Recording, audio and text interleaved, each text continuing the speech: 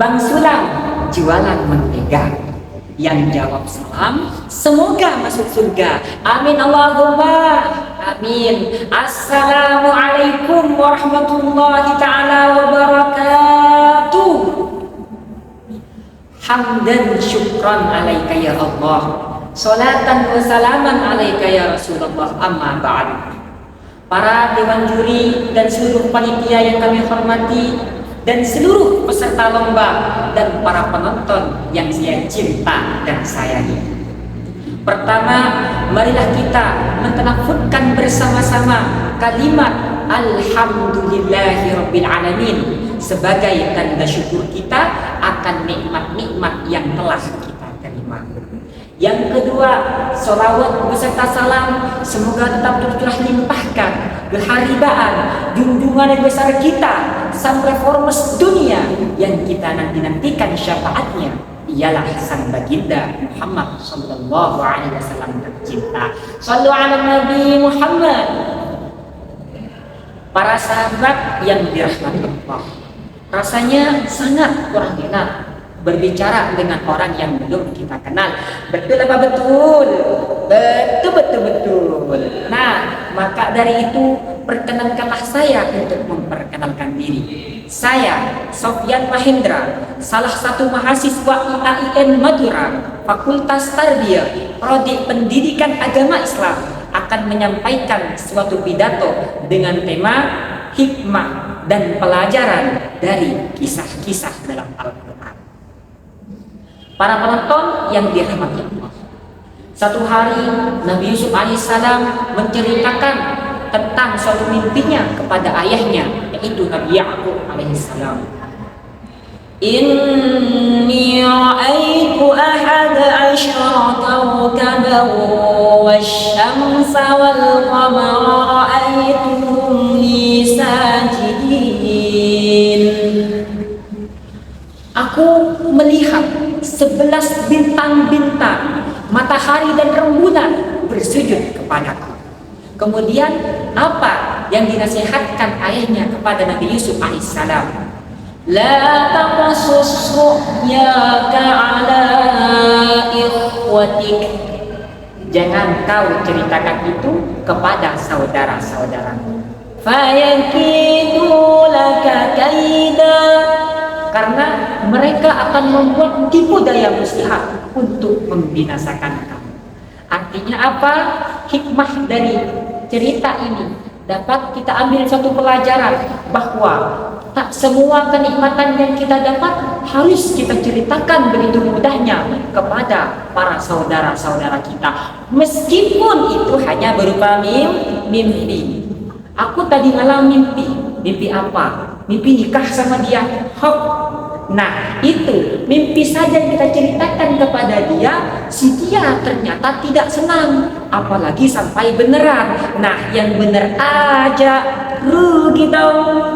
Maka dari itu para sahabat-sahabat, janganlah dengan mudahnya kita menceritakan nikmat-nikmat yang kita punya. Karena dalam Al-Quran Allah Subhanahu wa Ta'ala telah jelas menjelaskan di dalam Quran surah Ali Imran ayat 120 tentang sebagian sifat-sifat dari manusia. In tamsaskum hasanatun tasu'hum wa in tusibkum sayyi'atun yafrahu biha. Ketika kamu mendapat kenikmatan, hati mereka akan sakit, hati mereka akan gundah gulana, gegana, gelisah, galau merana. Dan sebaliknya, ketika kamu tertimpa musibah, maka hati mereka senangnya luar biasa.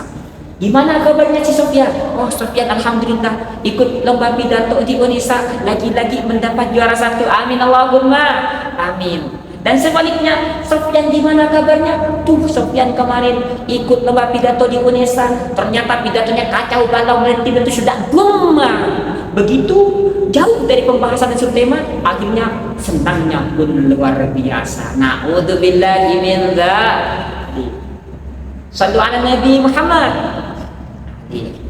Seiring berjalannya waktu, akhirnya dendam kusumat, iri, dengki di hati para saudara-saudara Nabi Yusuf semakin membesar, sehingga mereka pun mengajak Nabi Yusuf untuk jalan-jalan di gurun pasir. Kemudian ketika ada sumur yang sangat dalam, Nabi Yusuf dimasukkan ke dalamnya, dikisahkan fi ghayabatil jub. Fi ghayabatil jub adalah sumur yang sangat dalam. Kemudian Nabi Yusuf dimasukkan, diambil pakaiannya, kemudian dilumurkan darah bidamin kadib, dengan darah. Kadib bohong, berarti darah bohongan. Kemudian saudara-saudara Yusuf pun merengek menghadap ayahnya, "Ayah, maafkan kami semua, kami tak bisa menjaga Yusuf. Yusuf habis dimakan serigala, tolong," katanya. Namun ternyata mereka tidak bisa menjaga Nabi Yusuf, kata mereka. Itu hanya tipu daya. Akhirnya Nabi Yakub alaihissalam, ayah dari Nabi Yusuf, ketika itu menangis meratapi pakaian Nabi Yusuf yang berlumur darah. Darahnya itu bidamin katib, dengan darah yang bohongan. Akhirnya tangisan saudaranya juga dikatakan dengan tangisan buaya. Kenapa? Karena tangisan bohongan. Dan mohon maaf, ketika itu Nabi Yakub terus bersedih akibat tipu daya dari para saudara-saudara Nabi Yusuf hingga air matanya mengering. Ketika air matanya mengering, akhirnya pun mohon maaf, Nabi Yakub tidak bisa melihat sebab hal tersebut. Kemudian kembali kepada Nabi Yusuf, ternyata Nabi Yusuf ketika itu diselamatkan oleh sekelompok orang yang kemudian Nabi Yusuf dijual kepada salah satu ketua kepolisian, yaitu Kitfir, suami dari Siti Zulaikha. Kemudian Nabi Yusuf dirawat oleh Siti Zulaikha. Seiring berjalannya waktu, Nabi Yusuf pun yang sangat tampan semakin mempesona dan semakin mencekar membahana, sehingga Siti Zulaikha pun mulai terpesona akan ketampanan dari Nabi Yusuf alaihissalam. Sampai tak kuat nafsunya akibat godaan setan dan hawa nafsu yang terus menggebu, Siti Zulaikha mencoba untuk meraih Nabi Yusuf, sehingga ketika itulah Nabi Yusuf pun terkena fitnah, dan akhirnya Nabi Yusuf meskipun tidak bersalah dimasukkan ke dalam penjara. Di penjara tersebut ternyata Nabi Yusuf mendapatkan mukjizat, bisa mentakwilkan mimpi dari salah satu penghuni penjara yang lain, yang hal itu terdengar oleh salah satu menteri besar di waktu itu. Sehingga ketika sang menteri mempunyai mimpi yang sangat aneh, orang-orang dimintai untuk mentafsirkannya, ternyata tidak ada yang bisa. Sehingga dipanggillah Nabi Yusuf alaihissalam, dan subhanallah, masya Allah, tabarakallah, Nabi Yusuf bisa mentafsirkannya. Dan Nabi Yusuf tak hanya mentafsirkan, melainkan juga memberikan solusi dan juga memberikan strategi untuk menanggulangi masa kemarau penceklik yang akan datang waktu tersebut. Sehingga dengan strategi yang begitu wow, sang menteri mengangkat Nabi Yusuf sebagai pengelola. Ketika itulah juga ketika sang menteri telah wafat, maka Nabi Yusuf dipercayai dan diberikan amanah untuk menggantikan sang menteri. Dari ini dapat kita ambil suatu pelajaran bahwa hasil yang indah tidak terlahir dari proses yang mudah. Kita tahu hadirin bahwasanya Nabi Yusuf waktu kecil dibenci oleh para saudaranya. Nabi Yusuf dimasukkan ke dalam sumur, kemudian ditolong dan dijual sebagai budak.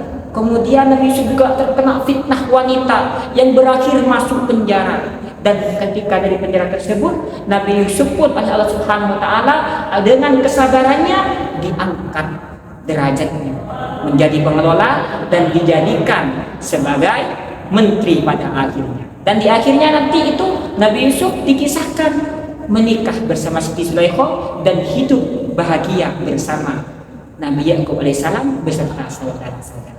Mungkin hanya ini yang dapat saya sampaikan. Kurang lebihnya mohon maaf. De madurakwe pada mas gracias por la atención. Ye padi mas disculpas si no estable. Porque era profeta Nabi Muhammad bijaulas al insan halul khata manusia.